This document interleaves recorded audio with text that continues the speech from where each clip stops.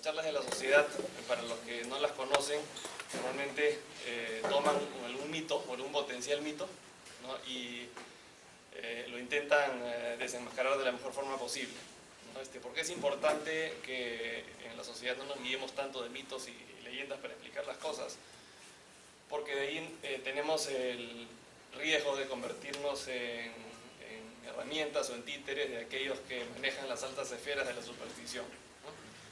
Entonces, en este caso, quizás el mito más grande de la historia, ¿no? La existencia o no de la persona, el hombre llamado Jesús, ¿no? A cargo del investigador independiente Iván Antezana. Los dejo con Iván.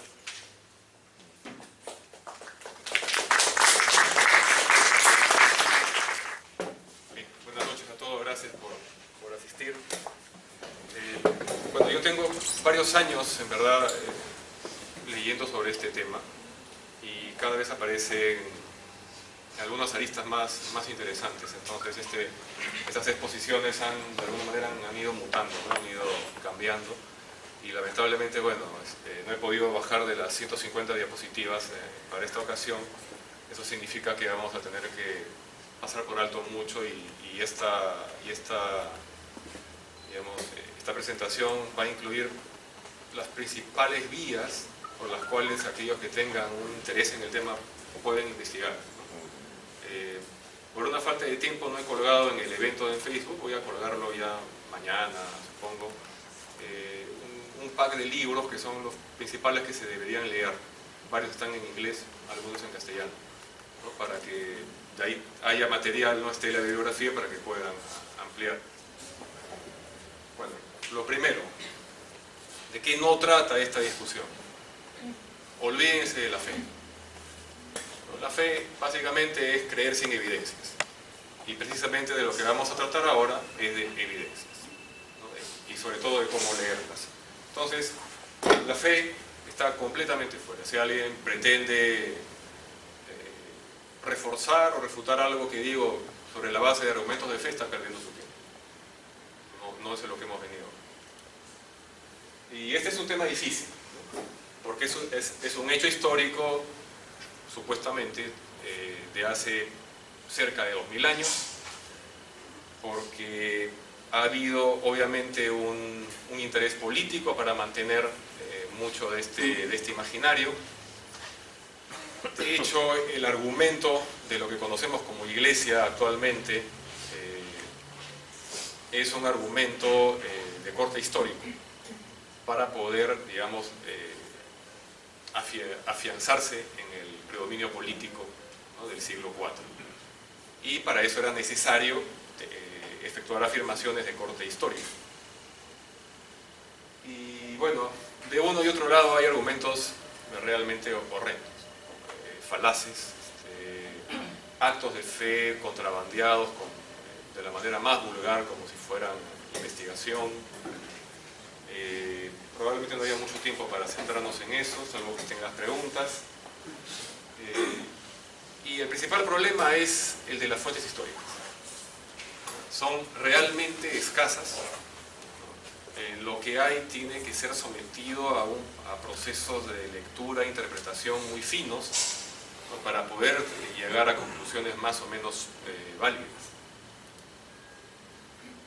Hay fuentes cristianas, que pueden ser las fuentes canónicas, las oficiales, o sea, lo que está en el Nuevo Testamento, que pueden ser evangelios, epístolas, o el libro del Apocalipsis, que casi lo sacan del canon.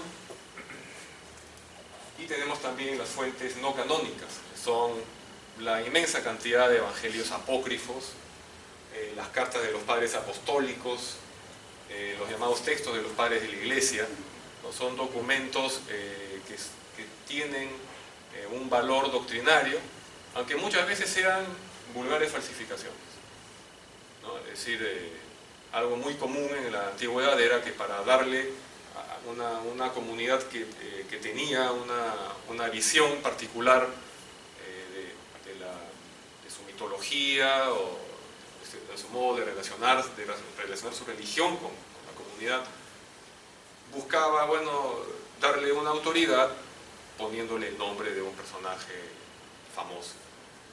Y por eso existen el Evangelio de Marcos, de Mateo, y esos textos eran totalmente anónimos. Jamás tuvieron nombre, jamás fueron firmados. Las atribuciones a ellos son como de un siglo después de haberse escrito. Eso digamos que colabora para las dificultades, ¿no? El tema, y unas veces se pueden desviar. Por ejemplo, las cartas de Ignacio, aparentemente esa también es una atribución pseudoepigráfica, ¿no? Existió un Ignacio, pero jamás escribió esas cartas. Y hay mucho debate sobre esas fuentes, ¿no? Algunos tienen argumentos a favor de que sí son fidedignas, otros dicen que no, que son un invento.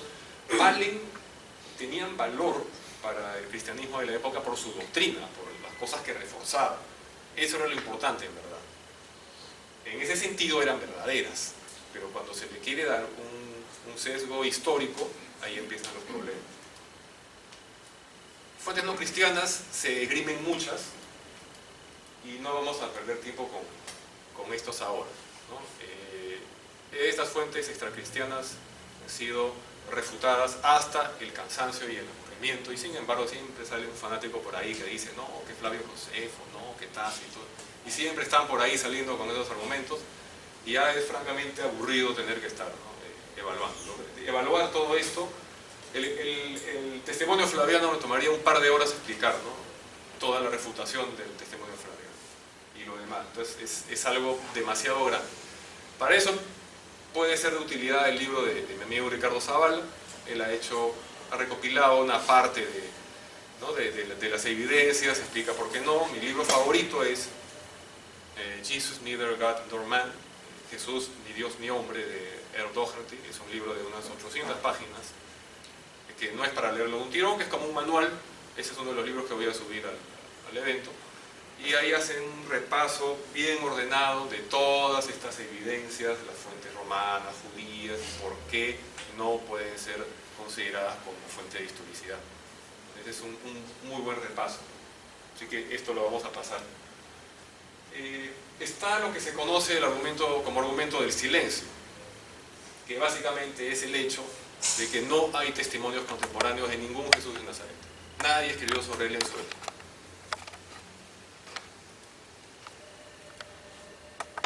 Entonces hay toda una serie de discusiones. Se piensa por qué existió Jesús, por qué no existió. Una de las primeras cosas que se nos dice, es que muchos piensan que sí existió. Es una tremenda falacia a poco, ¿no? La verdad histórica no es cuestión de encuestas ni de opiniones. Ni siquiera aplicada dentro de los especialistas que, como muchos sabemos, provienen de las canteras del cristianismo como sistema cultural de Occidente, en un sentido amplio. Y en sentido particular, son muchísimos los historiadores bíblicos que se han puesto a estudiar la Biblia precisamente para reforzar su fe. Bart Ehrman, por ejemplo, es uno de ellos.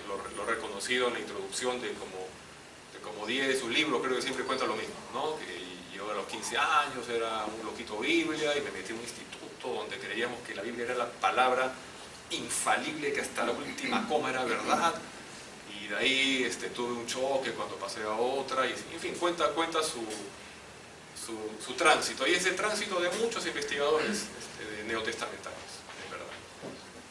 Entonces, ese consenso es un consenso que se construye sobre criterios realmente ridículos. Los criterios de historicidad de Jesús son para reírse. Parece increíble que haya gente en pleno siglo XXI que realmente diga que el criterio de disimilitud, el criterio de la vergüenza son herramientas válidas para llegar a... Por eso es realmente asombroso hasta dónde puede llegar el dogmatismo.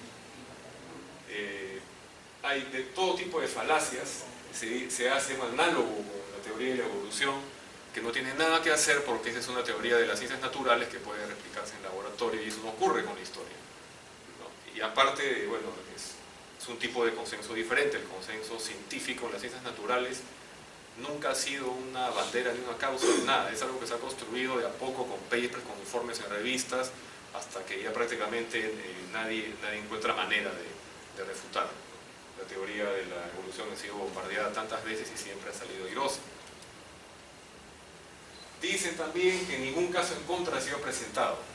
Eso es totalmente falso. Sí hay casos bien documentados y con buena buena metodología. Los casos específicamente de George Wells en 1976, el de Earl Doherty el año 82 y el de Richard Carrer más recientemente el año 2014. Son libros bastante bien documentados en cuanto a fuentes y en cuanto a metodología. Se rechaza el argumento del silencio que acabamos de ver y decir simplemente que es un argumento débil es dogmatismo. El argumento del silencio se configura cuando efectivamente testigos relevantes que se sabe y vivieron en la época no dicen una palabra del asunto. Esa es la manera correcta de configurar un argumento del silencio, eso fue lo que logró Earl Doherty, y el argumento del silencio existe. Incluso en las epístolas paulinas, porque por más que se trate de decir lo contrario, el supuesto Pablo de Tarso jamás habló una sola palabra de ningún Jesús histórico. Todo era ideológico. Y bueno, muchas veces se dice, Bart Ehrman, por ejemplo, cayó en los sótanos de la vergüenza al lanzarse en unos adomines alucinantes cuando quiso vender su libro, un libro horrible que publicó, Existió Jesús, que es una retahíla de adomines y de actos de fe que realmente dan vergüenza ajena, ¿no? De alguien que tiene libros tan interesantes. Y ahí pues acusa, dice que los miticistas de Jesús no los contratan en universidades de prestigio y cosas así. O sea, realmente penoso. Entonces, esa es la manera como se defiende la historicidad de Jesús hoy en día. Se dice que no hay otra explicación. La única explicación es que apareció un iluminado con 12 secuaces y de ahí tomaron el mundo. Entonces, esa explicación creo que la puede aceptar aquellos que ven mucho Pinky Cerebro. Pero esa explicación no existe en el terreno de la historia. La historia no ocurre porque fulanito apareció y listo, todo se explica por él. Mentira. La historia siempre ha sido una concurrencia de procesos grandes. Y el momento que aparece un líder es porque canaliza aquello que ya es, digamos, aquello que ya está por darse de alguna manera o de otra, porque se explica por procesos largos. El cristianismo es quizás uno de los mejores ejemplos de una adaptación darwiniana en el mundo de las ideas, porque empieza como algo totalmente, digamos, extremista. En el siglo I no hay rastros del cristianismo, prácticamente. El cristianismo empieza a existir en el siglo III, tanto en vestigios arqueológicos como en la seguridad de las fuentes de texto. Entonces le costó mucho ir descartando ideas locas y aceptar ideas un poco más populares, ¿no? hasta ser planteado en las altas esferas del poder político, que fue lo que le dio el crecimiento. El cristianismo jamás creció exponencialmente antes de Constantino, y eso sí es algo verificable. Y si hay explicaciones del cristianismo, hay bastantes explicaciones, aunque no sea la única, aunque no sea de una manera muy segura, hay varias maneras de explicar cómo llega a ser el cristianismo. Y definitivamente ninguna empieza con un rabino extremista en Jerusalén. Todas empiezan fuera de la zona de Judea. Y bueno, la inexistencia histórica de Jesús daría más problemas que soluciones. Bueno, esto que suena bastante gracioso, ¿no? Es una de las pamplinas que suele escribir en su blog el profesor Antonio Piñera, ¿no? O sea, como si a la historia le importara que un problema sea difícil o fácil de resolver. O sea, eso es realmente un argumento antihistórico, anticientífico, propagandístico, dogmático. O sea, salir y tener el cuajo de escribir eso y publicarlo y no borrarlo, ¿no? O sea, realmente nos habla del nivel de dogmatismo que hay en la investigación actual. O peor todavía, cuando el mismo investigador dice que los evangelistas no habrían escrito historias que le habrían causado problemas de cabeza a la iglesia posterior.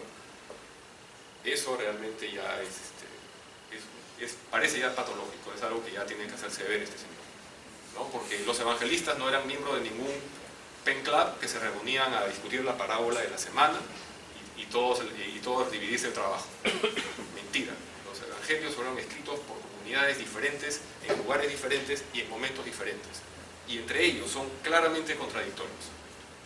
Entonces, no es que los evangelistas, no existe eso como una categoría de análisis. Y menos aún ellos estaban pensando en los papas, en la Iglesia de Roma, menos aún, ¿no? Entonces, dar esa clase de explicaciones es realmente bien dogmático, es reduccionista. Los procesos no se explican por un iluminado. Si no, podría recordar una anécdota que leí en una enciclopedia cuando estaba terminando la secundaria, hace 20, 40, bueno, 35 años, y decía pues que en una trinchera de la Primera Guerra Mundial, no, un soldado le dice a otro, amárrate las botas, ¿no? El otro se agacha, el movimiento de agacharse, pasa una bala francesa, ¿no?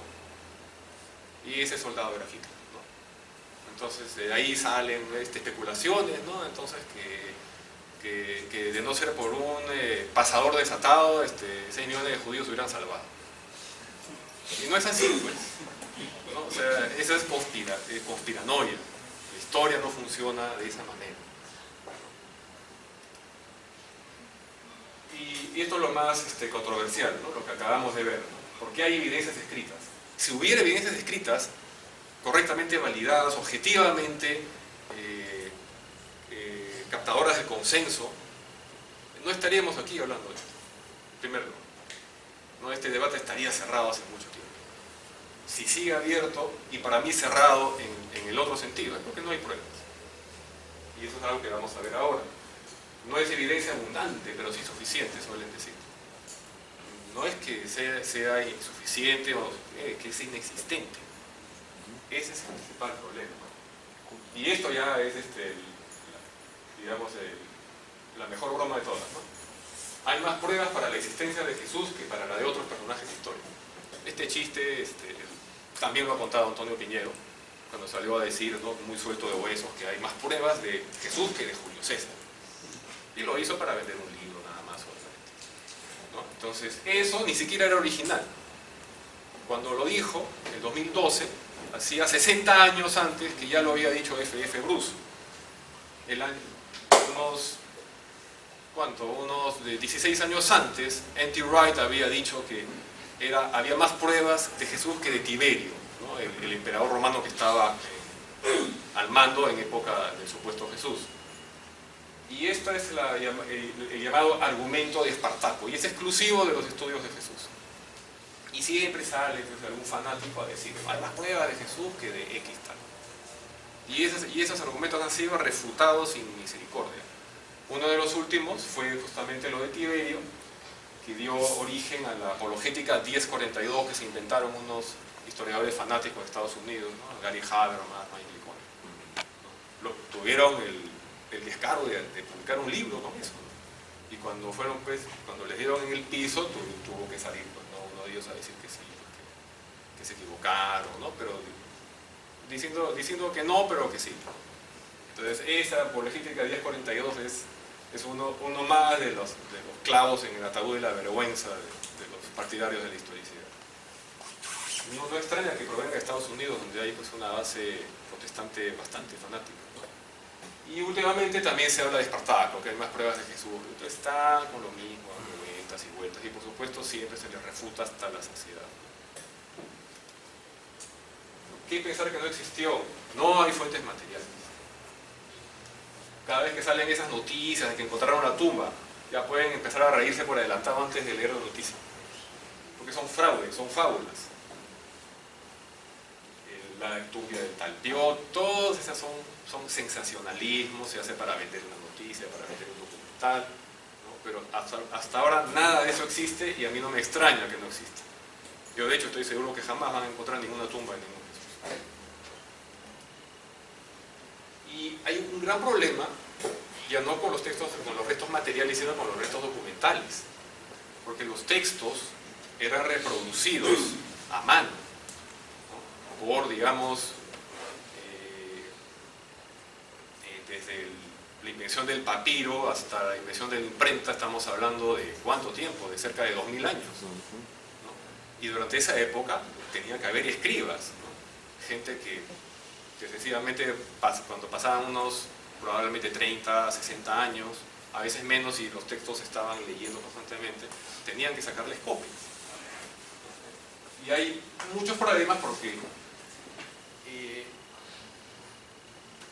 algo que era muy bajo en épocas antiguas era la tasa de alfabetismo. Entonces, si querías copiar un texto para preservarlo, tenías que saber escribir. Y las tasas de alfabetismo eran bajísimas. En la Grecia de la Edad de Oro no pasaba del 15% la tasa de alfabetismo. ¿Cuánto menos sería en época del Imperio Romano?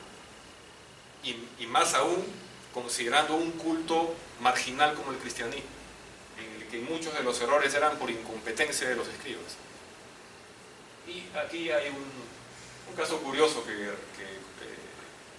Bart Ehrman lo menciona en uno de sus libros. Esta es una hoja del Codex Vaticanus del siglo IV, una de las colecciones más completas del Nuevo Testamento. Y entre las primeras dos columnas podemos ver una pequeña nota. ¿Qué es esa nota? Es el supervisor de copias que está maldiciendo al anterior porque ha querido cambiarlo, y ahí dice textualmente: tonto y pícaro, deja la antigua lectura, no la cambies. Entonces, esos son problemas recurrentes que había en la transmisión textual, ¿no? de estos documentos del cristianismo. Bart Ehrman, por ejemplo, tiene un libro que es bastante bueno, del año 93, que se llama La corrupción ortodoxa de las escrituras. Él hace un rastreo de los manuscritos supervivientes de los evangelios y va aislando los casos en los cuales, para acomodarlos a la agenda política de la iglesia literalista que ya había tomado, digamos, el rango de oficial y se le conocía como iglesia católica, entonces empiezan la labor de acomodar los textos para reflejar sus intereses. Nos muestra cómo el evangelio de Marcos, los otros evangelios fueron cambiados en algunas frases que delataban sus orígenes de una doctrina totalmente diferente, porque el evangelio de Marcos es docético, ¿no? de raíz gnóstica.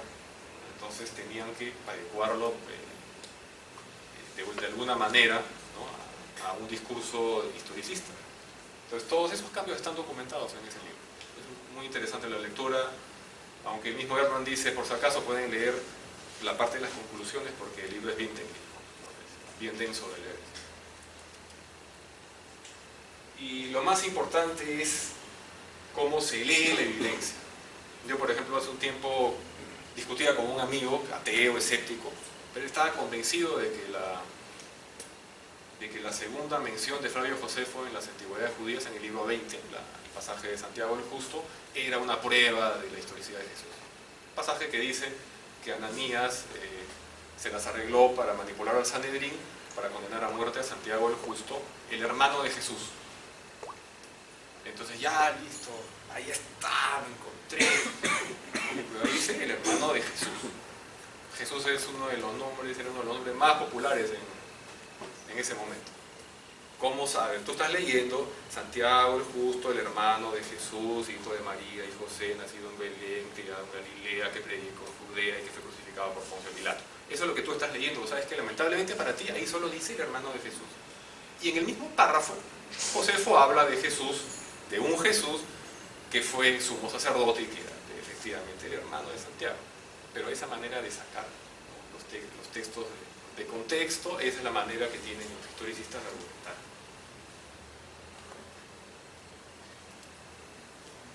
Entonces, al final, ¿de dónde nosotros tenemos conocimiento del famoso Jesús de Nazaret? Porque en el nido nos enseñaron el libro 15 de los Anales de Tácito, porque en el colegio se menciona las obras de Flavio Josefo. No, todo el mundo llega a eso, a ese supuesto conocimiento por los evangelios. Los evangelios cristianos son la única fuente de la supuesta biografía del supuesto Jesús. En ningún otro lado se va a encontrar nada que nos apunte en ese sentido. Entonces, cuando alguien dice, ¿existió Jesús? Creo que todos sabemos de qué Jesús está hablando. Del Jesús de los evangelios. ¿Qué tiene? Según, ¿no? los partidarios de la historicidad, tiene una dimensión divina, que obviamente son pamplinas, y tiene una división, una expresión humana, que también son pamplinas, como vamos a ver. Pero esas dos dimensiones, ¿no?, son las que se tienen que interpretar. Y ahora es lo que vamos a continuar. Todo el resto, toda esta presentación va a desarrollar esos 4 puntos. Lo primero es que los evangelios no son una fuente histórica válida. Las fuentes pueden ser directas cuando son los restos materiales, que no hay, o pueden ser indirectas cuando son documentos. Lo que olvidan muchos es que los documentos, como dice acá abajo, requieren examinar la fiabilidad del informante. Esa es rutina estándar de cualquier investigador histórico. Rutina que, por supuesto, se pasa por alto cuando el pobre Jesús se habla, ¿no? Ahí los estándares se relajan, ¿no? Ahí no hay escepticismo, ahí eso puede ser, y eso es lo que suele ocurrir cuando se evalúan las fuentes de esa manera. Bart Ehrman comenta, ¿no?, que las fuentes deberían ser contemporáneas, múltiples, independientes, consistentes e imparciales. ¿Cumplen los evangelios? No, ninguna de estas condiciones. No son contemporáneos, no han sido escritos antes del siglo II, no son múltiples, porque el único evangelio que se escribe realmente es el de Marcos. Los demás lo copian, como en el caso de Mateo y de Lucas, o lo releen, como en el caso de Juan. No son independientes, porque efectivamente se están remitiendo unos a otros. No son consistentes porque se contradicen entre sí, tienen doctrinas cristológicas diferentes. Y no son imparciales, pues, porque ellos están promoviendo su fe. Lo más curioso es que cuando uno lee el Evangelio de Marcos, a cierta distancia, sin fanatismo de por medio, uno incluso se da cuenta de que ese Evangelio jamás fue escrito con la intención de detallar la crónica de una persona. Y eso es algo que también vamos a ver más adelante.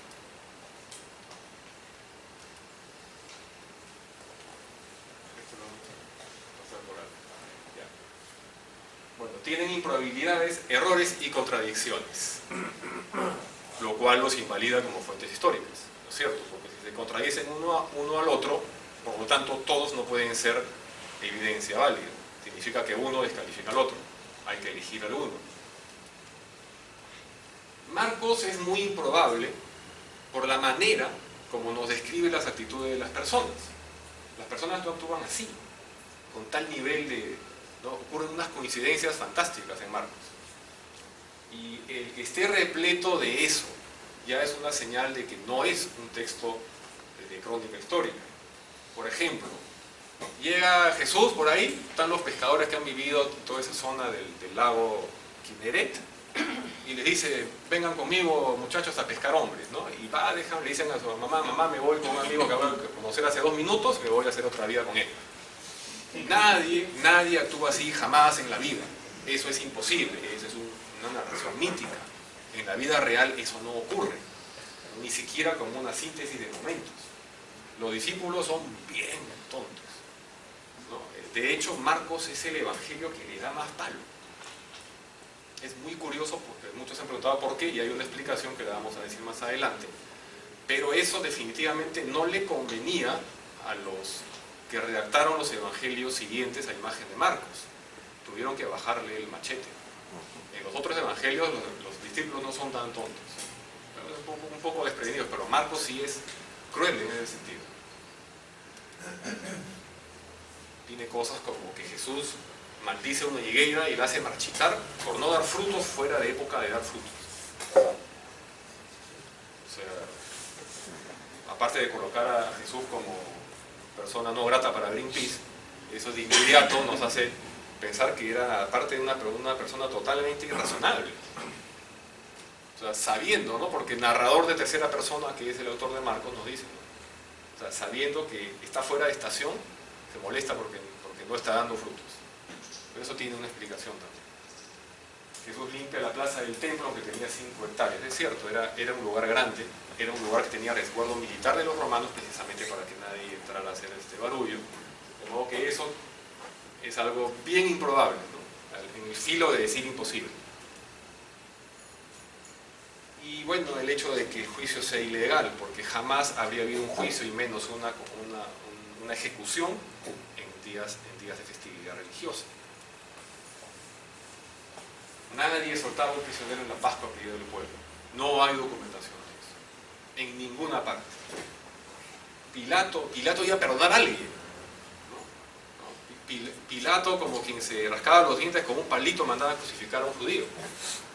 Era un tipo que fue promovido a ese cargo por méritos militares, no porque fuera noble. Así que era un salvaje. Pensar que Pilato iba a decir, bueno, voy a perdonar a uno para que estén contentos. Realmente es estar bien dogmatizado. Y claro, también Marcos nos habla de un eclipse de 3 horas, ¿no? Conozco de 3 minutos, de 10 minutos por ahí, de 3 horas un eclipse. Y encima, en época de luna llena, que es cuando ocurre la Pascua, donde no puede ocurrir un eclipse. O sea que eso básicamente es una escritura simbólica. Era una costumbre, ¿no?, escribir que cuando moría un rey, alguien importante, se oscurecía la tierra. Era un recurso literario.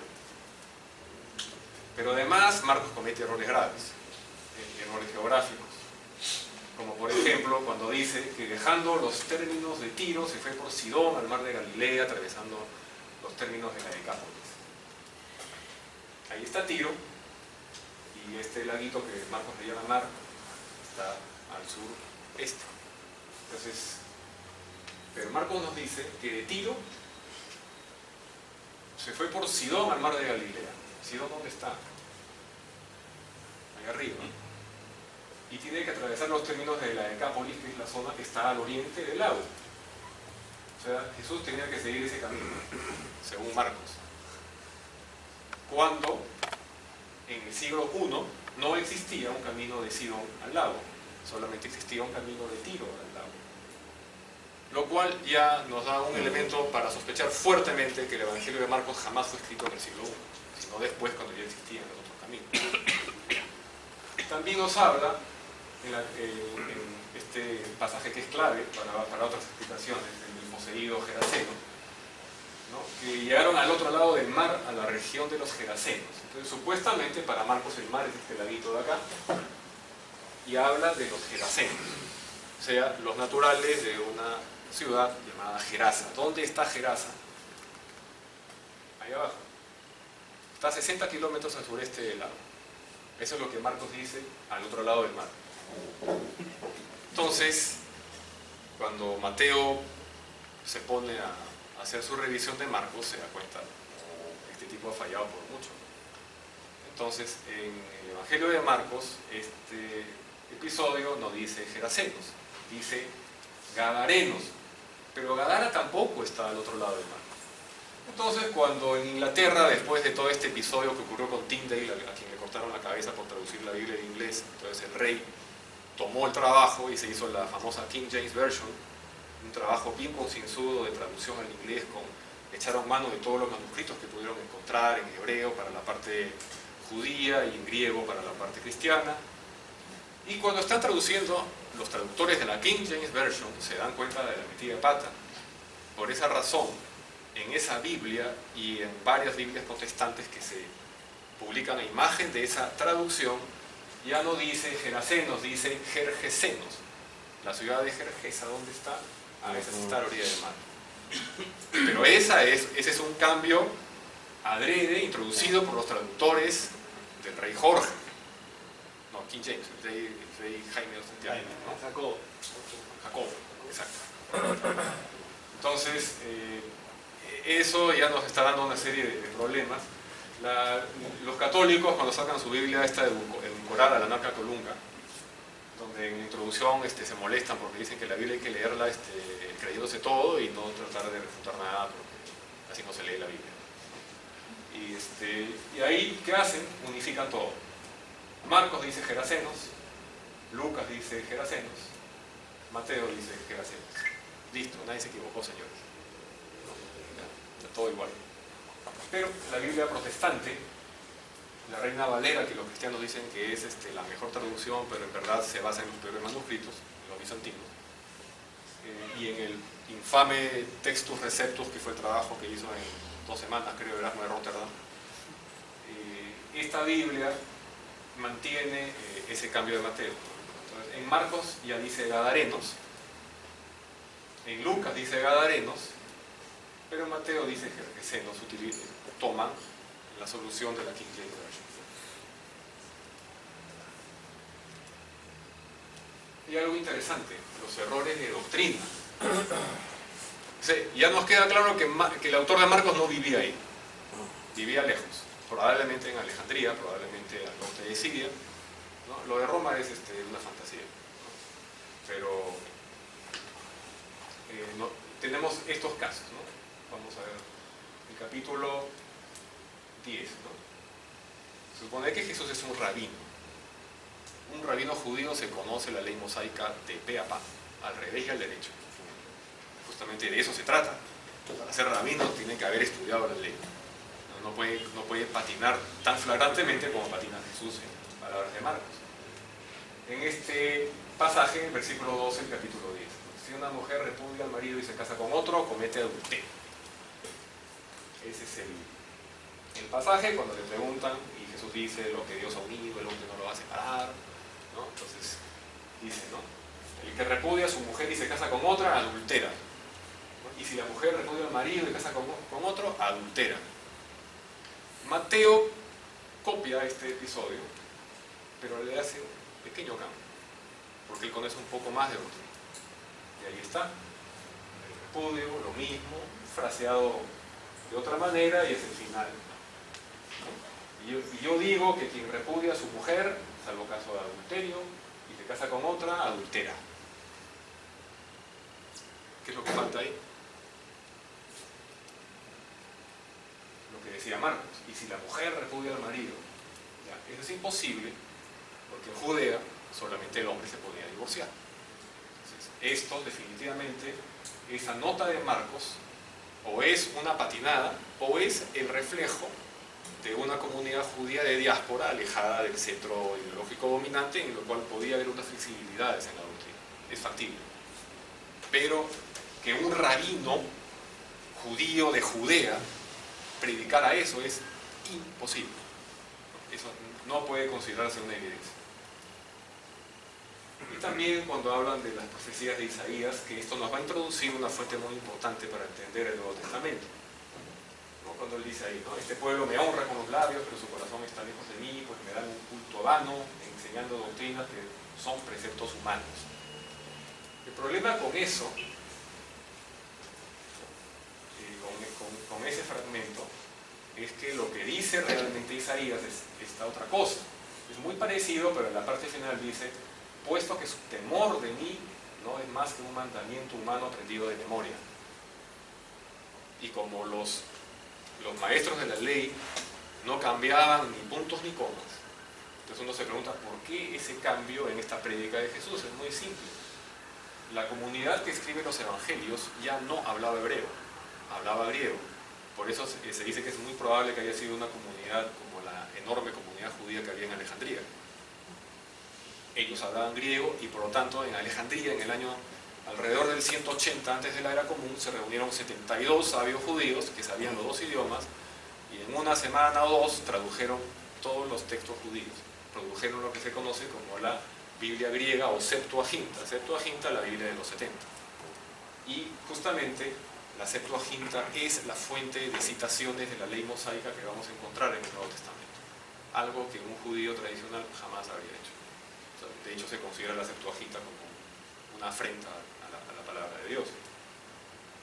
Las contradicciones. Bueno, para Marcos, la limpieza del templo es la última provocación, la que lleva a la muerte de Jesús, está al final de su vida. Los otros dos sinópticos mantienen la idea. Sin embargo, para Juan, esto ocurre al principio de su prédica. ¿No? Llega, limpia supuestamente el templo, y luego continúa su prédica. Entonces, esos relatos ya son irreconciliables históricamente. ¿Cuántos milagros hizo Jesús? Según Juan, nos dice, en capítulo 2, primeros versículos, que la conversión del agua en vino fue el primer milagro favorito de todos. ¿No? Es el primer milagro de Jesús. Después, nos dice que hizo varios milagros. Y después, en otro capítulo, nos dice el segundo milagro. Entonces ese es un problema editorial, un problema de consistencia editorial. O sea, la secuencia es primer milagro, varios milagros y de ahí viene el segundo. Entonces ese es uno de los problemas de edición que tiene el Nuevo Testamento.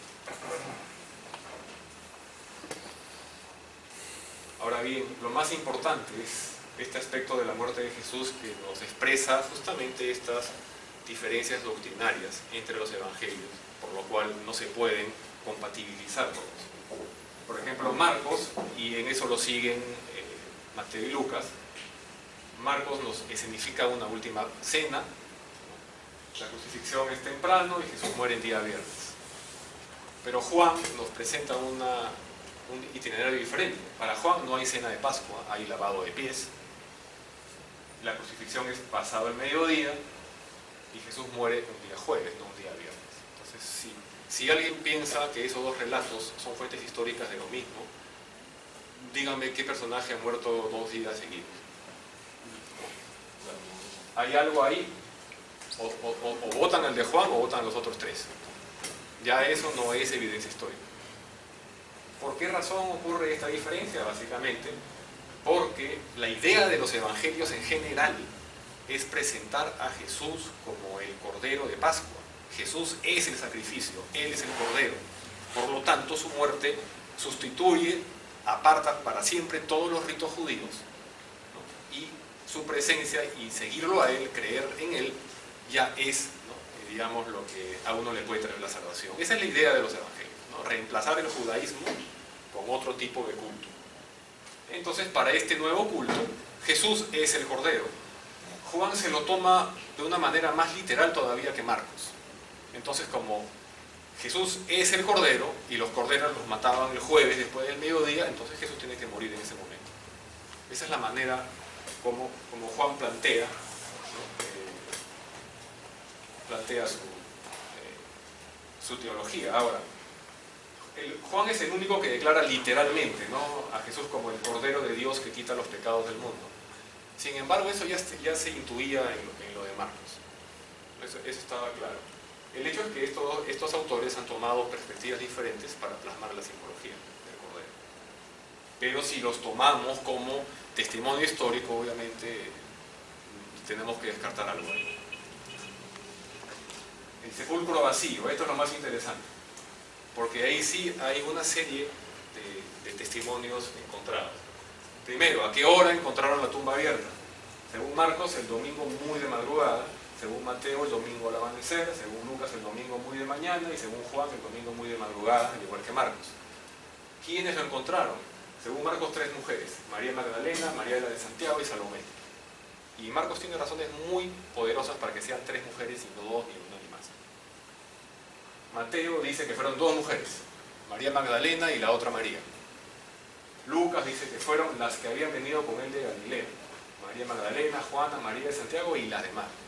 Un montón de gente fue a ver la tumba. Según Juan, solamente María Magdalena. ¿Cómo estaba la piedra? En casi todos los casos todos dicen que ya estaba abierta, pero Mateo se arma toda una escena de superhéroes, ¿no?, y baja un ángel, ¿no?, y se aparta. Esa es la principal diferencia de Mateo. Para todos los demás asumen que la piedra ya está movida. ¿A quién ven? Es lo interesante. Marcos dice que ven a un joven con una túnica blanca, que tiene una explicación perfectamente válida que vamos a ver después. Mateo dice que ven un ángel vestido de blanco sobre la piedra. Lucas dice que ven a 2 hombres con vestiduras. Juan dice que ven a 2 ángeles. O sea, hay diferencias. ¿Y qué hacen las mujeres suyas asustadas y no le cuentan nada a nadie? Uno se pregunta luego entonces cómo se enteraron después de la historia de Jesús. Porque el Evangelio de Marcos termina allí. Lo que sigue es un agregado que fue como 100 y pico años después. El Evangelio de Marcos termina en ese punto, en el versículo 8 del capítulo 16. Los otros 12 son espurios. Mateo dice que las mujeres parten llenas de temor y de gran gozo. Lucas dice que las mujeres anuncian la resurrección, pero solo Pedro les cree. Eso es bien importante porque Lucas es realmente el evangelio que fundamenta el catolicismo. Para ellos, lo que contaba era una sucesión apostólica, por lo tanto era Pedro, el líder de los 12, el que tenía que creer en el relato. Juan dice que María Magdalena se lo anuncia a los discípulos. Ahora, las reelaboraciones, este es un tema bastante interesante, ¿no? Es decir, esto significa que los evangelios no son una crónica de alguien que estuvo mirando y enterándose de algo que alguien dijo. Fueron compuestos con otros documentos literarios a la mano. Por ejemplo, lo primero es plantear que Jesús es un nuevo Moisés. Entonces, por esa razón, ¿no?, ya que Moisés hace 5 milagros, entonces Marcos dice, no, Jesús es mejor, 10. 2 series de 5. ¿No? Una serie de alimentación, etcétera, que lo vamos a ver después, entre los capítulos del 4 al 8. De esa manera, para Marcos, Jesús es presentado como un nuevo profeta más milagroso que Moisés. Lo duplica. Viene lo mismo, 2 secuencias de 5 milagros, dominio de las aguas, exorcismo, curación y alimentación. Y otra curación. Lo más importante, y eso yo lo acababa de mencionar, todo esto lo hace Marcos para reemplazar, para decir que los judíos ya fueron, que ya pasaron de moda, ¿no? Y que realmente Jesús representa él solo todos estos ritos y sacrificios y rituales que tenían los judíos. Entonces, ¿para qué razón se hace eso? ¿No? ¿Cómo se hace eso literariamente? Los 5 capítulos finales de Marcos, del 11 al 16, los 6 capítulos, son realmente una representación de la Pascua, de todo el rito y el sacrificio de la Pascua. Exactamente. El cordero que se iba a sacrificar era sacado del corral, era separado. Eso es lo que hace Jesús cuando entra a Jerusalén, ¿no? Es sacrificado con de cierta manera, y es ofrendado el día de las primicias, ¿no? El día de las primeras ofrendas, que era el domingo que seguía al sábado del Pascua. Por eso Jesús resucita ese día, ¿no? Entonces, pero aparte de eso, tenemos que Marcos hace que Jesús reemplace la Pascua y también al Yom Kippur, que era una ceremonia anual para expiar los pecados de Israel. ¿En qué consistía? En que agarraban a 2 cabras, ¿no? Les ponían unas cintas de lana roja, en mención a un texto de Isaías que decía que la la tela roja se iba a convertir en blanca, ¿no? Y eso significaba que iban a expiarse los pecados, ¿no? Entonces sacaban a 2 cabras, a una la dejaban libre por el bosque, si la encontraban la tiraban por un precipicio después, pero la otra la degollaban y se la dedicaban a Dios. Entonces eso es Jesús, porque hay manuscritos evangélicos donde el nombre de Barrabás es Jesús Barrabás. Barrabás es Bar-Abá, es hijo del Padre. O sea, tenemos a Jesús, el Hijo del Hombre, y a Jesús, el Hijo del Padre, en el mismo juicio, y los israelíes escogen a Barrabás. ¿Por qué razón? Porque se dice que era un asesino, se le pinta como un radical, como un revolucionario. Y eso es lo que decía, por ejemplo, Flavio Josefo, que los culpables de la destrucción de Israel fueron esos revolucionarios. El pecado de Israel es el ser revoltoso en contra del orden establecido. Ese es el pecado de Israel, por eso esa es la cabra que se suelta. Barrabás es esa cabra que se suelta, y la cabra que es sacrificada es la otra, Jesús de Nazaret, ¿no? Entonces, de esa manera la muerte de Jesús cumple ambos sacrificios y reemplaza todo este sistema ritual. Lo más también, algo muy interesante es reconocer que los evangelios tienen dependencia de Flavio Josefo.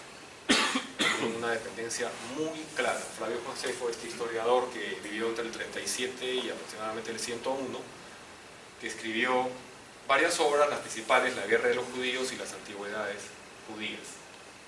Entonces, Josefo tiene una agenda, no es un historiador objetivo. Él quiere levantar la imagen del judaísmo entre el público romano, porque él vivió en Roma, él fue servidor de Vespasiano y vivió como ciudadano romano en Roma entre los nobles, dando clases, dándose la gran vida, pero decidió escribir, y decidió escribir para los romanos para hablar bien de su pueblo judío. Él quiere presentar al judaísmo como una filosofía de larga data que es beneficiosa, ¿no? Y que es compatible con todo lo que todo el mundo cree sobre una sociedad buena y saludable. Pero para eso altera varias cosas. Una de las cosas que altera es su descripción del alto sacerdocio, al que coloca como el núcleo de la vida ritual de Judea, y además dice que el sumo sacerdote era el presidente de un concilio donde se sentaban los saduceos y los fariseos, cuando eran facciones contrarias. Esa desorientación, esa descripción incorrecta, es la que está en los evangelios. Más aún, hay un episodio que está en la guerra de los judíos, está en el libro sexto, en los versos del 301 al 309, donde, qué curioso, Josefo nos narra la vida de un tal Jesús, hijo de Ananías, que predijo la caída del templo, que dijo: ay Jerusalén, ay de ti, que fue castigado, y los paralelos están ahí, ¿no? Ambos personajes se llaman Jesús.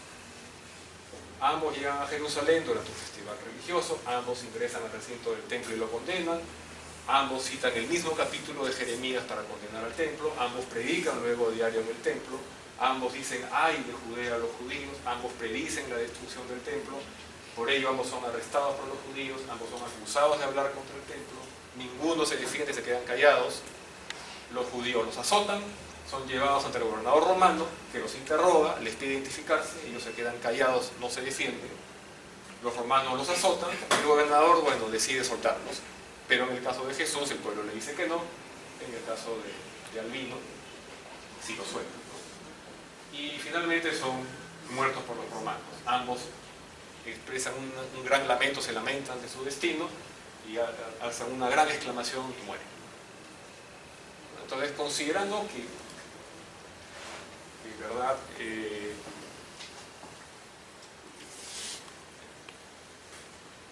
Considerando que la guerra, el Evangelio de Marcos es una especie de respuesta a la guerra de los judíos, en el sentido de que es una explicación alternativa de por qué se destruye el templo.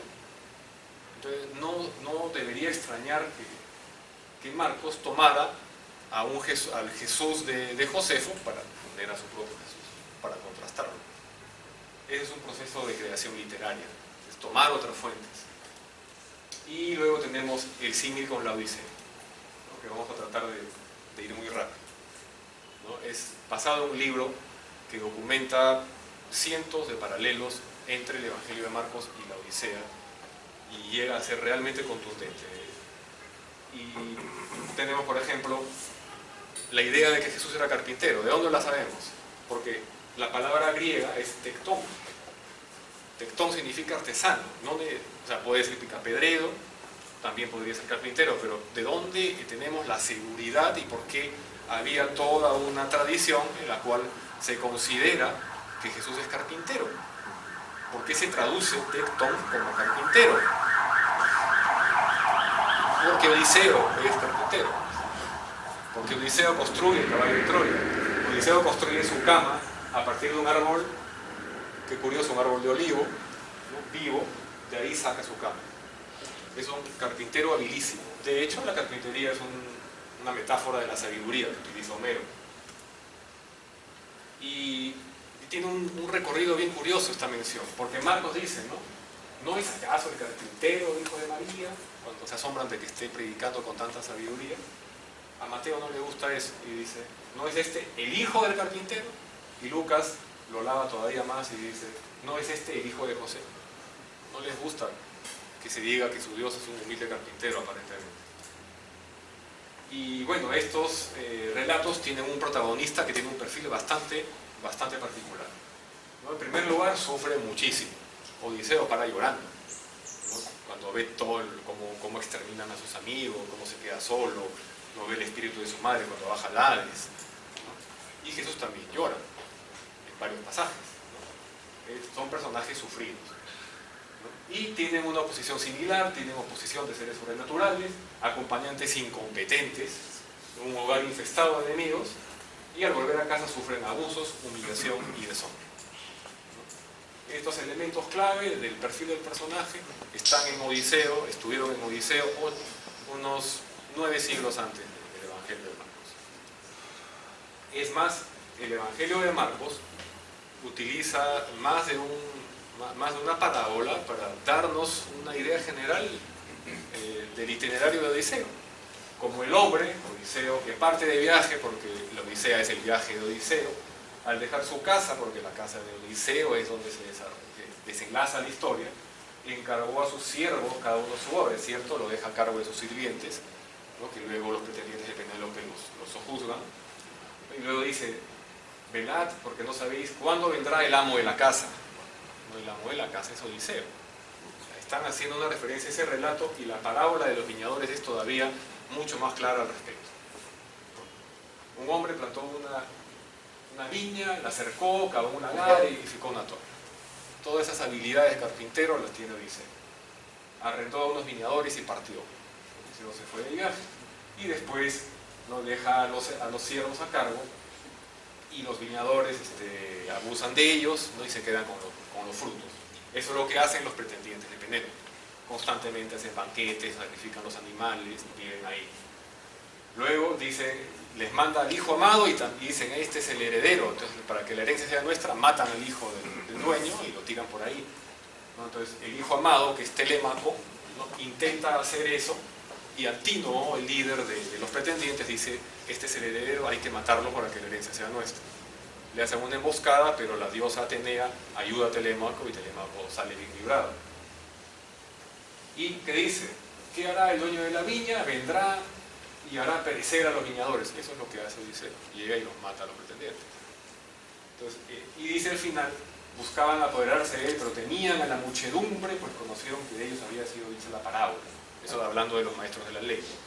Y es exactamente, ¿no? Los pretendientes de Penélope tenían miedo de los habitantes de Ítaca, porque Odiseo era el rey querido de la isla. Ahora, los enemigos que tiene cada uno. Ambos son grupos muy reconocibles que conspiran en contra del protagonista: los pretendientes de Penélope o los fariseos, escribas y maestros de la ley contra Jesús. El héroe llega para ajustar cuentas, ¿no? Odiseo llega a su casa, Jesús llega al templo. El protagonista los condena: y perros viles, ¿no? Dice Odiseo, cueva de ladrones, dice Jesús. Sus enemigos le temen, ¿no? Y ocurren hechos violentos, ¿no? Porque Jesús dice: voltea las mesas y las sillas de los vendedores. Pues cuando los pretendientes quieren defenderse, tienen que voltear las mesas y poder usar las sillas de escudo. Cosas similares que ocurren ahí. Los compañeros, ¿no? Los de Odiseo son los tripulantes que lo acompañan en sus viajes. Los de Jesús son los discípulos que lo acompañan en su prédica. Estos tripulantes de Odiseo son ambiciosos, desobedientes e insubordinados. Los discípulos de Jesús son temerosos, incrédulos, faltos de entendimiento.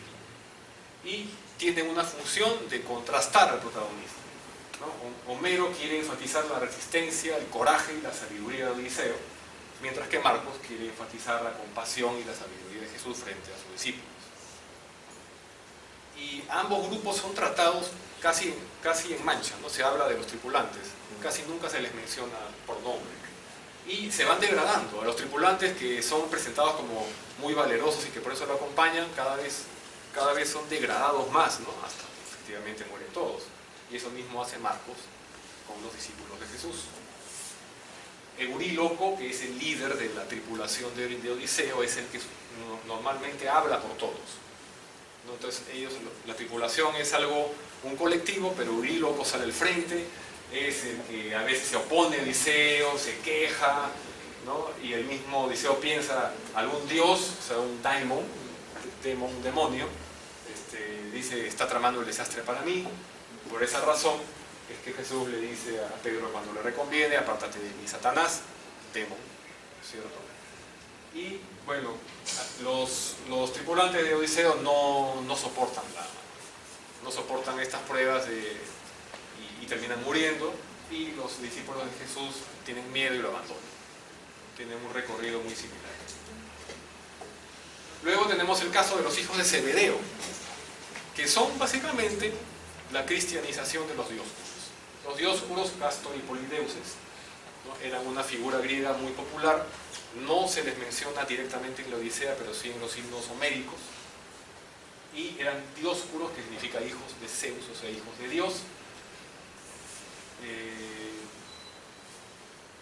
Pero eran hijos de Tíndaro, tenían a Tíndaro, al rey Tíndaro, como padre putativo, pero Zeus era su dios verdadero. Santiago y Juan eran hijos de Zebedeo, pero Jesús rápidamente los rebautiza y les dice: ustedes son hijos del trueno. ¿Quién era el dios del trueno entre los griegos? Zeus. Eran argonautas, los hijos de Zebedeo eran pescadores. Castro tuvo una muerte violenta, Santiago tuvo una muerte violenta, Polideuces era inmortal, Juan tenía tradiciones que decían que iba a vivir hasta la segunda venida de Jesús, o en todo caso vivió hasta muy viejo. Luego, Polideuces le pide a Zeus que él y su hermano compartan la misma inmortalidad. Bueno, hay una escena en Marcos en que los hijos de Zebedeo le piden a Jesús sentarse a sus dos lados en gloria. ¿Cuál es la importancia de sentarse a los dos lados? Precisamente porque los dioscuros, en infinidad de monedas y frisos y pinturas, eran representados a la izquierda y a la derecha de los dioses, de Zeus, de Juno, de Atenea, en fin, de varias divinidades estaban ellos a ambos lados, ¿no? Por esa razón, estos no son discípulos que existieron, son sencillamente la cristianización de mitos muy fuertes y muy arraigados en una cultura helenística de la época. Zeus aceptó que compartieran la inmortalidad de estos dos hermanos, pero Jesús no acepta. Y de hecho, quienes están al lado de Jesús en la gloria, que es cuando muere, son dos ladrones comunes y corrientes, no los hijos, no sus discípulos. Cástor y Polideuces eran conocidos como devastadores de ciudades. Bueno, Lucas complementa, nos agrega un episodio donde los hijos de Zebedeo le dicen a Jesús que no ha sido recibido en una ciudad, ¿no? Le dicen para acabar con la ciudad, ¿no? Que podían hacerlo los dioses, y Jesús les dice que no. Luego tenemos un episodio de la famosa, este episodio de la Odisea, que es la Niptra, el lavado de pies y el reconocimiento de Odiseo por parte de la antigua criada Euriclea. Es bien importante porque mi tema de la cicatriz para reconocer a alguien era muy popular, ¿no? Desde épocas homéricas. Aristóteles lo pone como un gran recurso literario, ¿no? Y de hecho recordemos al famoso Santo Tomás, ¿no? Y cómo tiene que reconocer a Jesús por las cicatrices. Entonces lo que ocurre aquí es que cuando, digamos, lo importante paralelo con la Odisea acá es la secuencia de los hechos, porque esta secuencia se da de la misma manera como se da en el relato homérico, ¿no? Primero está Telémaco asombrado de la luz de las paredes de su casa, bueno, están los discípulos asombrados del área del templo. Odiseo va donde Penélope y toma asiento, y Penélope le hace preguntas. Bueno, Jesús va al monte de los olivos, toma asiento, y 4 discípulos le hacen preguntas. Odiseo da señales seguras sobre su retorno, Jesús da una señal sobre su retorno. Odiseo consultaba la encina sagrada, y los discípulos deberían consultar la higuera. Y Odiseo se disfraza de mendigo para tomar asiento. Jesús, en casa de un humilde leproso, se sienta cuando está en Betania. Ahora llega Euriclea con una tina de agua para lavar los pies de Odiseo y después lo unta en aceite. Ese es el episodio en Marcos en que una mujer llega con un costoso, dice, vaso de alabastro y lo vierte en la cabeza de Jesús. Euriclea, cuando reconoce la herida de Odiseo, deja caer la bandeja y se derrama el agua. Esta mujer untadora rompe el frasco y lo vierte y deja caer el ungüento de nardo. Solo Euriclea reconoce a Odiseo, solo esta mujer reconoce a Jesús. Y esto es lo importante. Jesús nos dice que les dice, esto que acaba de hacer ella será conocido en todo el mundo para gloria de ella misma. Y no nos dice ni su nombre. Nos dice que va a ser muy famosa en todo el mundo y no nos dice ni su nombre. ¿Por qué razón? Porque ya lo dijo. Porque Euriclea, que es el nombre del paralelo homérico, significa gloria ampliamente extendida. Marcos no necesita ser redundante, ¿no? ni dar el nombre, ya dijo que su gloria va a conocerse en todas partes. Ese es el paralelo homérico, Y después de eso, Odiseo y Euriclea discuten la tradición de algunos sirvientes, quienes le son fieles y quienes están del lado de los pretendientes. Después, inmediatamente de este episodio, Marcos hace un corto, donde se nos muestra que Jesús va donde los sacerdotes para traicionar a Jesús. La tradición sigue, es el tema que sigue de inmediato a esos pasajes. Luego tenemos la multiplicación de los panes, que si bien es un reflejo del Antiguo Testamento, de los milagros de Eliseo en el segundo libro de Reyes, hay una pregunta extraña. ¿Por qué razón hay dos alimentaciones milagrosas en el Evangelio de Marcos? Unos dicen, bueno, porque hemos visto que él hace 2 series de milagros, ¿no es cierto?, para emular a Moisés. Pero en los otros milagros siempre son milagros diferentes entre sí, ¿no? O sea, exorciza al poseído Geraseno, el otro exorciza a una chica, ¿no? Cura a un ciego, cura a una mujer que sangra. Entonces pero en el caso de las alimentaciones sí son dos multiplicaciones de panes, el mismo tipo de milagro. ¿Por qué razón? Porque en la Odisea, Telémaco, el hijo de Odiseo, asiste a 2 banquetes. Y esos 2 banquetes nos van a dar las claves de unas características muy extrañas que están en los milagros que trata Marcos. Por ejemplo, ¿no? El primer banquete ocurre antes y después de navegaciones de Jesús. Bueno, es que en ese primer banquete Telémaco tiene que ir a la isla de Pilo, donde está el rey Néstor, tiene que navegar a la isla y regresar en barco. Luego, Marcos en los manuscritos utiliza el término aner. Entonces, según él, cuando ven el barquito de Jesús, sale un montón de gente a seguirlo, y por alguna razón las mujeres se quedaron en casa cocinando, los niños se quedaron jugando, y todos esos 5.000 que fueron a verlo eran varones, ¿no? Aner, que no se utiliza con sentido polivalente, se utiliza para varones, hombres, masculinos. ¿Qué ocurre? Que el banquete que está ocurriendo a donde atiende Telémaco por primera vez es un banquete en honor de Poseidón, el patrón de los pescadores. Ninguna mujer pesca. Los únicos que asistían a ese banquete en la playa eran marineros, pescadores, eran varones. Luego dice 5.000 hombres y Jesús los ordena en grupos de 100 y 50. Esto, en verdad, es matemática. No creo que tengamos tiempo de verlo. Pero es una cifra muy similar a los 4.500 comensales que nos dice Homero, que están divididos en 9 grupos de 500. Hay una división grupal ahí. Todos se sacian y quedan canastas de sobra. En la segunda alimentación, Jesús recorre por tierra Galilea, llega al lugar caminando. El segundo banquete a donde va Telémaco es en Esparta, a ver a Agamenón. Entonces también tiene que viajar por tierra. Era un banquete, dice que son 4.000 personas, ahí ya no se dice que son solamente varones. ¿Por qué? Porque el banquete de Telémaco en Esparta es un banquete de bodas y los invitados pueden ser hombres o mujeres. Los discípulos sugieren despedir a la gente, porque dicen, de nuevo dicen, ¿de dónde vamos a sacar para lugares de comer? Jesús se niega.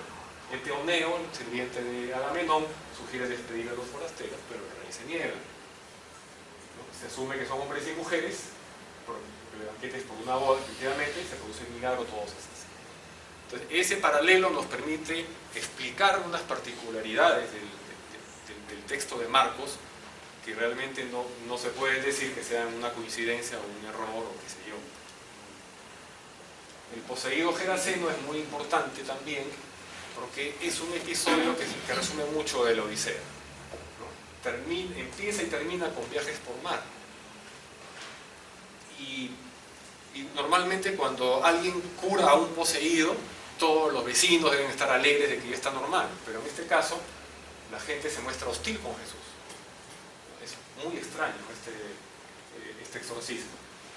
Y aparte Jesús va y le dice al poseído que vaya y divulgue, cuando la tónica del Evangelio de Marcos es el secreto mesiánico. Jesús hace un milagro y le dice a todos, cállate, no digas nada, no digas que sigo yo. ¿No? Pide el secreto, no le hacen caso, pero pide el secreto. Que también es una referencia a la Odisea, porque Odiseo tiene que encubrir su identidad hasta llegar a su casa. ¿No? Entonces, el secreto mesiánico de Marcos es simplemente un reflejo literario, no es ninguna cuestión teológica como el alemán Brede se preguntaba hace bastante tiempo. ¿No? Y los paralelos que hay ahí son el canto 9, que es la aventura, la ciclopea, donde está Polifemo, y un poco del canto 10, la aventura con Circe. ¿Cómo ocurren los paralelos? Odiseo y sus hombres desembarcan en la tierra de los cíclopes, Jesús y sus discípulos desembarcan en la región de los Gerasenos.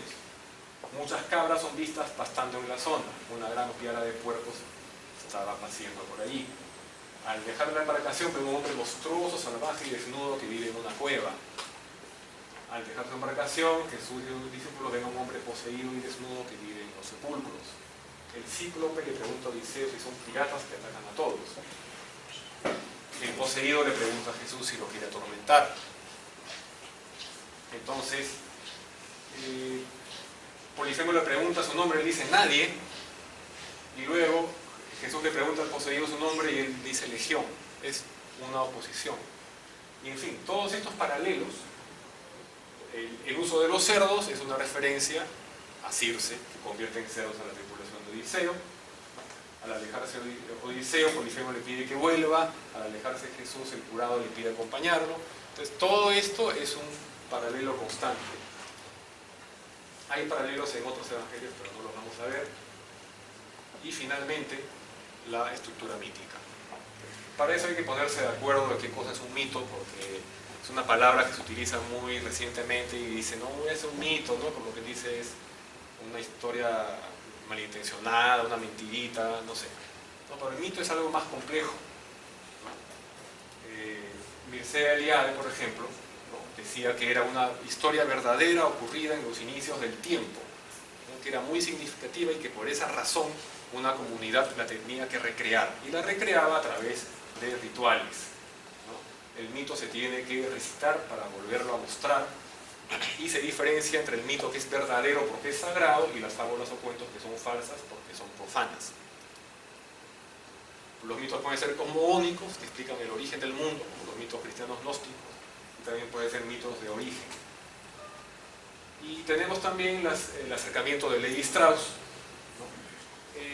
Para quien, digamos, que sigue una metodología lingüística para aislar elementos de los mitos y relacionarlos entre sí y obtener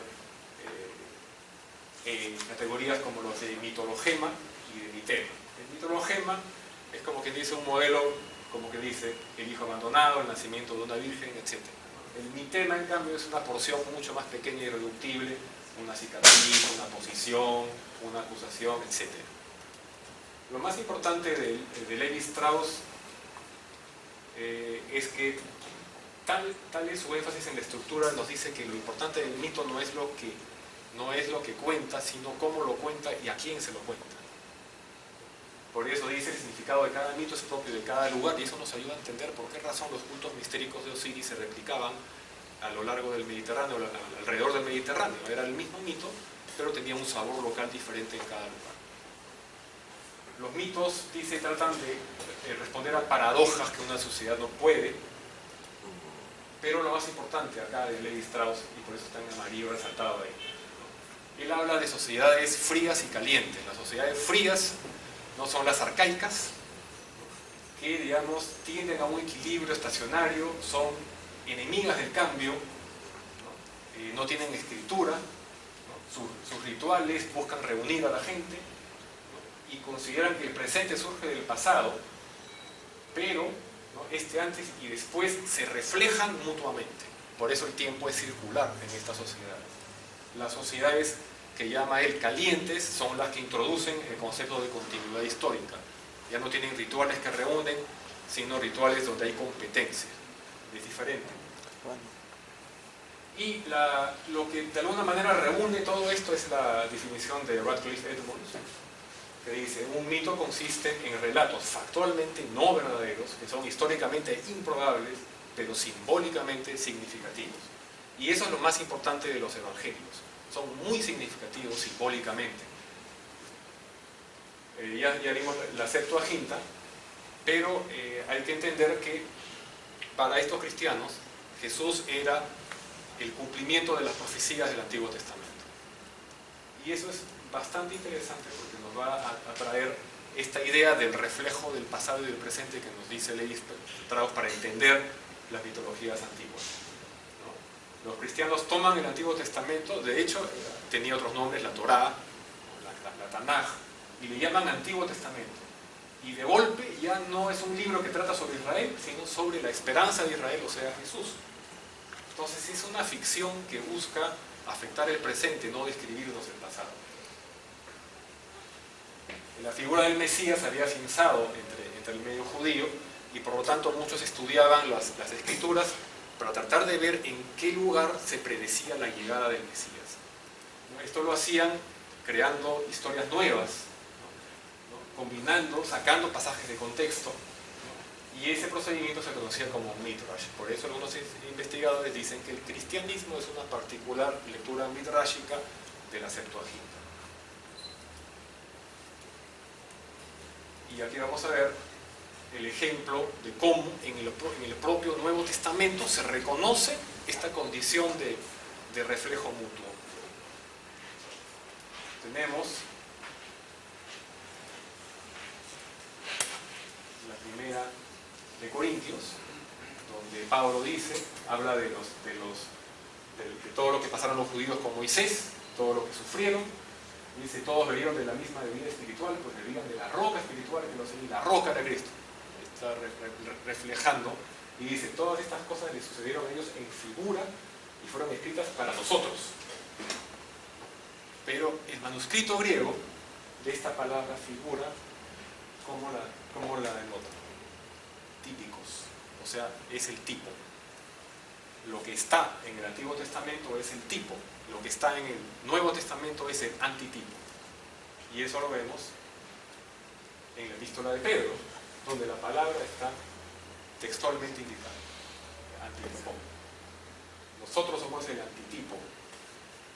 Entonces, esa era, digamos, la finalidad simbólica, renovar ese tiempo anterior que está en el Antiguo Testamento con un nuevo ritual. No es la finalidad de estos textos darnos la crónica de alguien y de hechos que ocurrieron.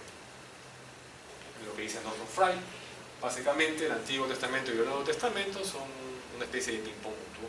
Se rebotan, ¿no? Se validan uno al otro, pero ninguno refleja la realidad. Y por esa razón hay toda una serie de estudios sobre los mitos que nos van a mostrar todas las categorías de construcción mítica que se cumplen en los evangelios. El mitotipo Rank-Raglan, y lo pueden encontrar fácilmente, que son 22 atributos, ¿no? de los héroes míticos. Normalmente los personajes históricos cumplen unos 6 o 7. Si se cumplen 12 o 15 atributos, es un personaje totalmente ficticio. ¿Cuántos cumple Jesús? Cumple 20. También está el mitotipo de la ascensión, que es todo este tratamiento del héroe que asciende, que va al cielo. Tiene 20 características que también pueden ser cumplidas por Jesús en más de una ocasión. Entonces, todas estas son herramientas metodológicas que, digamos, que nos ayudan a entender por qué razón estamos ante un texto mítico y no un texto histórico. Tenemos además el mitotipo de Sócrates Esopo, ¿no? La vida de estos griegos era muy conocida, muy popular en el mundo, en la cultura helenística, y también tienen toda una serie de características que cumplían tanto Sócrates como Esopo. De Sócrates se puede pensar que existió, de Esopo parece que no. Pero estos atributos que se pensaron para ellos resulta que también pueden ser cumplidos por Jesús, ¿no? Si los empezamos a revisar, ¿no? Todo lo que hicieron, predicar en contra del pecado y en contra de la codicia, ¿no? Buscar la salvación, ser humildes, estar con los desposeídos. Y algo muy importante, este mitologema del inocente, que era muy popular en las leyendas judías de finales del cambio de milenio, ¿no? Que era básicamente, ¿no? Relatar la vida de hombres o mujeres justos que por obra de una conspiración eran perseguidos, condenados a muerte, rescatados, defendidos y exaltados hasta altos puestos en la corte. O también los relatos del hombre justo condenado a muerte que luego era exaltado al tribunal celestial, donde confrontaba a sus enemigos ahora como juez. Estos eran tipos que se repetían constantemente y estas historias comparten el mitologema del rescate y la defensa del inocente perseguido. Ahora, ¿cómo se escriben? Estos evangelios están escritos con estructura de anillo, ¿no? El quiasmo y la inclusión. El quiasmo era esto: si tengo un tema A, un tema B y un tema C, luego desarrollo el tema C, el tema B y el tema A, y con eso construyo anillos. Los evangelios están escritos de esa manera. La historia no se escribe de esa manera. Tenemos la inclusión, el sándwich, que es básicamente, ¿no?, a tocar un tema, interrumpirlo con otro episodio y completar el tema. Marcos hace eso en más de una ocasión y lo hace incluso, eso se nota entre su capítulo 1 y su último capítulo. Tiene, ¿no?, una descripción de temas que se van a repetir al final. Es más, nos cuenta las cosas en ciclos de 3, ciclos triádicos. Un ciclo 1 con 3 fases: Jesús con multitudes a la orilla del mar en la fase 1, accidentado cruce en la mar en la fase 2, desembarco con curaciones y exorcismos en la fase 3. Todo eso lo vamos a ver, están los versículos, en el ciclo 2 y en el ciclo 3, exactamente los mismos hechos que se repiten cíclicamente. Y tiene unos intervalos que sí se reflejan anularmente como quiera. Entonces, la historia ocurre de esa manera, tan coreográfica, ¿no?, tan simétrica. Eso lo hace Juan. Mateo lo hace de una manera también enorme. Todo el Evangelio de Mateo, ¿no?, temáticamente se divide en temas de la A a la L sin espejo. Se pueden encontrar, ¿no?, en este desarrollo. Y más aún, Mateo no solamente lo hace, digamos, en todo el texto global, lo hace dentro del capítulo 4 de la Pasión. El capítulo de la Pasión también se puede desdoblar en esta estructura de anillos, de este modo. Y más antes de eso, el Sermón del Monte también tiene una estructura de anillos, ¿no? Tiene 4 temas que se reflejan al final, pero luego tiene 3 pilares básicos, doctrinarios. Cada uno tiene sus partes, pero lo importante es que al centro de los 3 está el culto a Dios. El culto a Dios tiene 3 categorías, al centro de ellas está la oración, que tiene 3 subdivisiones, al centro de las cuales está el Padre Nuestro, ¿no? O sea, ¿esto es un speech improvisado un domingo por la tarde en una colina? Esto es un texto cuidadosamente pensado y redactado en griego.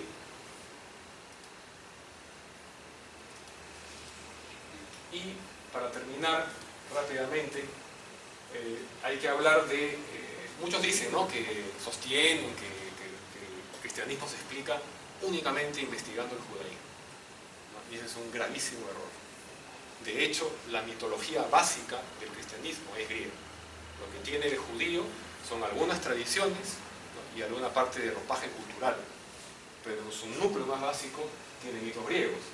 El orfismo, que surgió en el siglo VI, miren lo que proponía: que el cuerpo tenía, que el ser humano tenía cuerpo y alma, y el alma era inmortal, positiva y divina. Los cristianos gnósticos tenían exactamente esa concepción.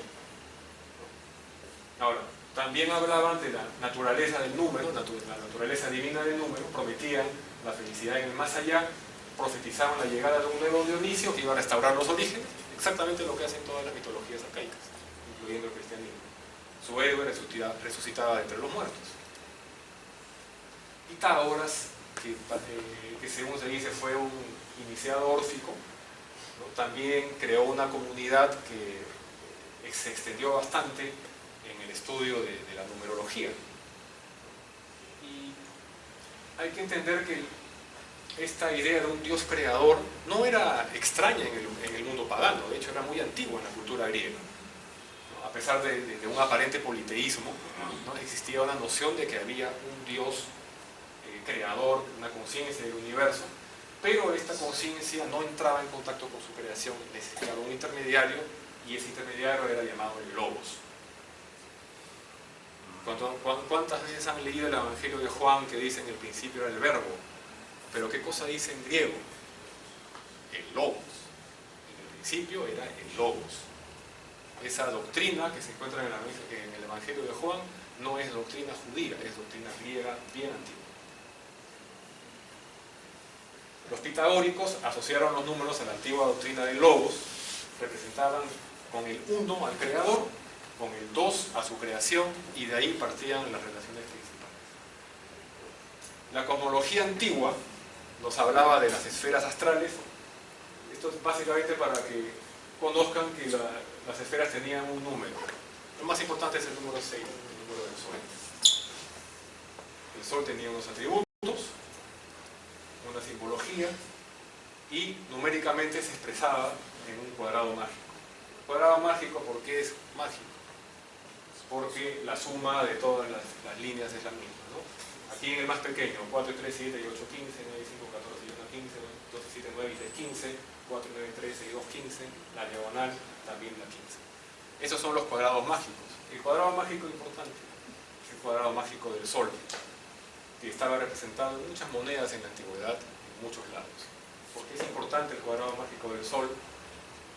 Porque tiene 6 columnas que valen 111 cada uno, la suma de todo es 666. Ese número seguro les parece conocido.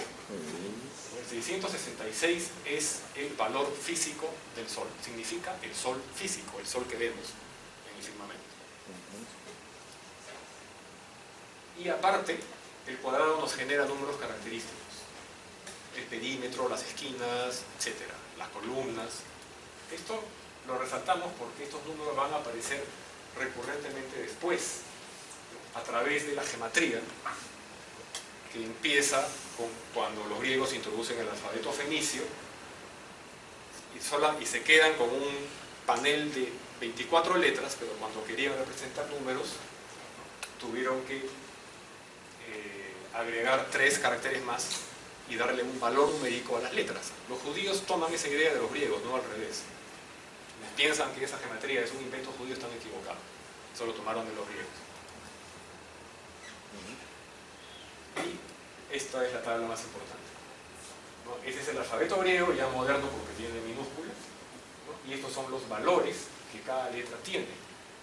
¿Cuál es la importancia de que exista un valor numérico en las letras? Que cuando se formen los nombres nos van a decir muchas cosas, ¿no? El que una palabra tenga valores numéricos y se sumen, eso era la isosefia. Y lo vamos a ver como un ejemplo rápido. Este dios Abraxas, que probablemente esa palabra la hayan escuchado, este era un dios solar, un dios muy representado. ¿Por qué es un dios? Era un dios dual, en primer lugar, ¿no? Porque tiene torso masculino y la serpiente es una referencia femenina, es el poder generador de la diosa, ¿no? Tiene un látigo, es una lanza que castiga y un escudo que protege.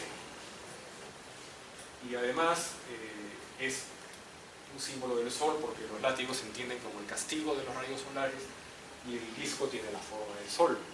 Y tiene cabeza de gallo porque el gallo es el que anuncia la salida del sol y el nuevo día. Basílides, que era un gnóstico alejandrino, llamaba a Abraxas el gran señor de los 365 cielos. ¿Qué razón? ¿Por qué ese número? ¿Por qué Abraxas? Sumado vale 365. No importaba que lo dijeran Abraxas o Abrasax, la suma iba a ser la misma. Por esa razón se llama así. Y la gematría era un nivel superior, que era asociar esos valores a formas geométricas, cuadrados, círculos, etc. Ya van intuyendo qué nombre vale 888. Jesús. Jesús es el logos espiritual, es el sol espiritual. Por esa razón se fabrica este nombre. No es que alguien haya nacido con ese nombre. Y el sol espiritual tiene un atributo de ser ungido, y ese atributo es el conocimiento iluminador, que es el Cristo.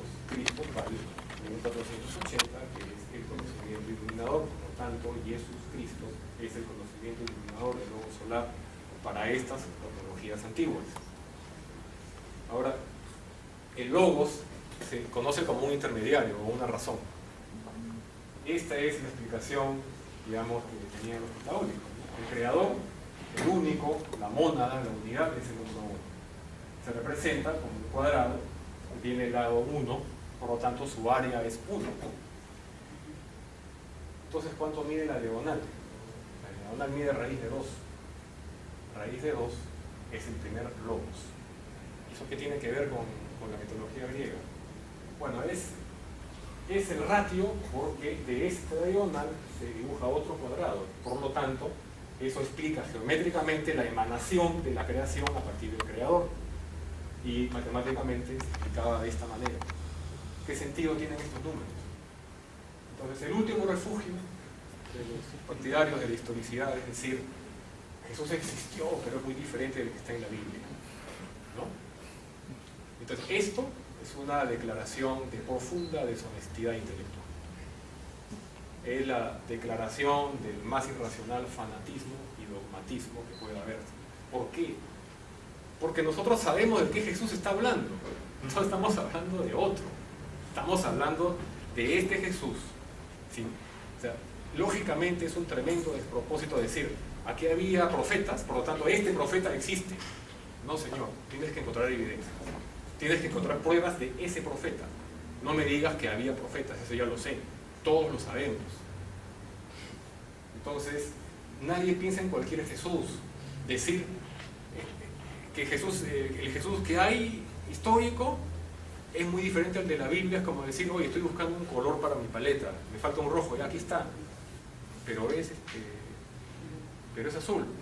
Ya no, claro, es rojo, pero es azul. Usa. Entonces, es esa manipulación de datos para acomodarlo a las conclusiones preestablecidas lo que ocurre mayormente. Entonces, si uno dice que este Jesús histórico existe, estamos hablando de un Jesús que tiene una biografía en particular, ¿no? Nacido en Belén, José, que predicó en Judea, etcétera, etcétera. No puedes documentar eso, estás perdido.